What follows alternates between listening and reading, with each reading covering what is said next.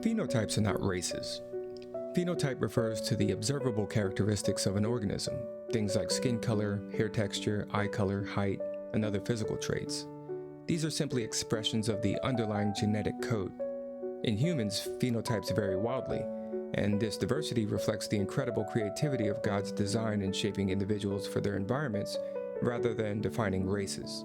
Two people might have dark skin, but one might have curly hair while the other one has straight hair. Eye color can vary among siblings in the same family.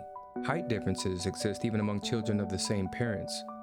All of these differences are phenotype expressions, not evidence of separate races.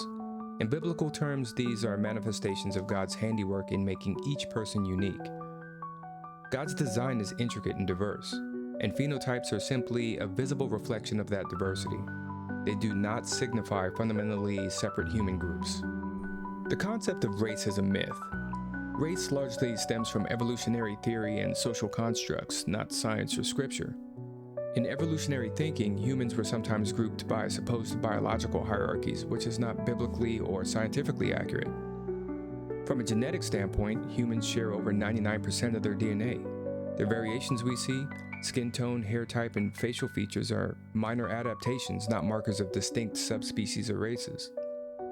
Traits used to define race are superficial and don't correlate with behavior, intelligence, or moral character.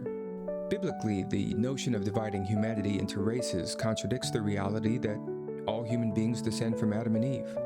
From one man, he made all the nations. Thus, race, as a fixed biological category, is a man-made concept, not a truth of creation.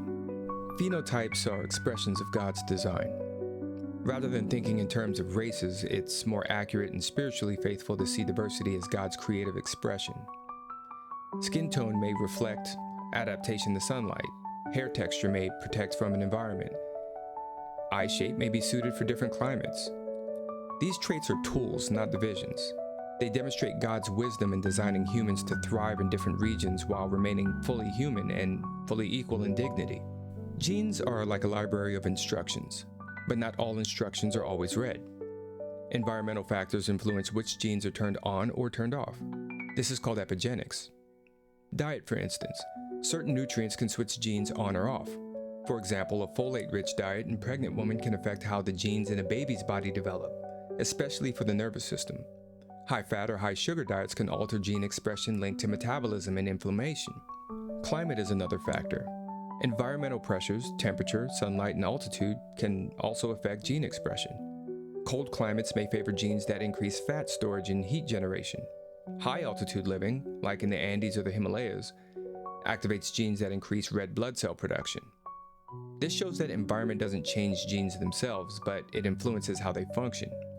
Another concept is adaptation over time. Over many generations, diet and climate can influence which genes become more common in a population. This isn't new races forming, it's simply adaptation within one human race. Examples would be lactose tolerance. In regions where dairy farming became central in Europe and parts of Africa, people with mutations allowing adults to digest lactose had an advantage and passed it on. In places without dairy dependence, lactose intolerance remained common. Skin color and sunlight. In sunny climates, darker skin help protect against UV damage, so those genes are favored. In northern regions, lighter skin help produce vitamin D in low sunlight, so those genes are favored. In regions with malaria, the sickle cell gene was selected because it offered protection against malaria, despite its health drawbacks. These are adaptive responses, not the creation of separate races. All humans remain fully interrelated. Taking into account diet, climate, and God's providence, from a biblical view, God designed humans with the flexibility to adapt to different environments. Differences in skin tone, body build, or dietary tolerance are expressions of this adaptability, not markers of superiority or inferiority. Science confirms what Scripture says. Humanity is one blood and one family. The ancient world was far more mixed than we imagine. Modern people often project today's racial categories backward onto ancient civilizations, but that is a false lens.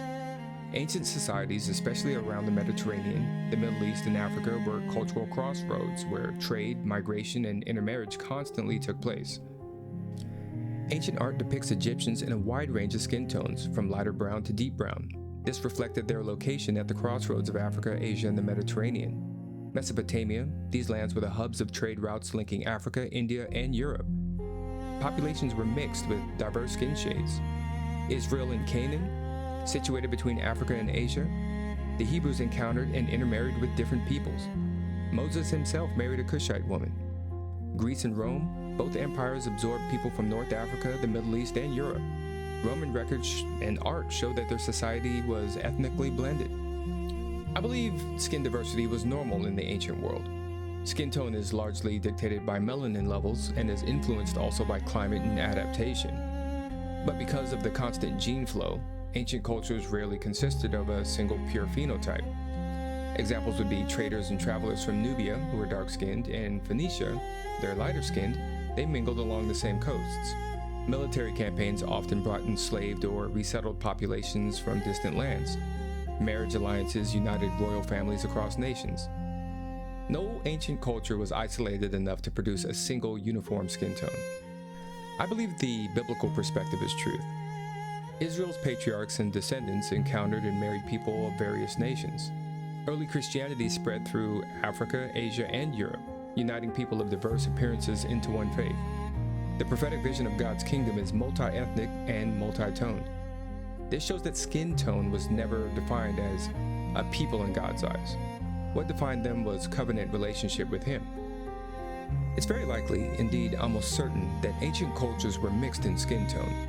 Trade, migration, war, and intermarriage meant no civilization looked one way. This further destroys the false notion of separate races.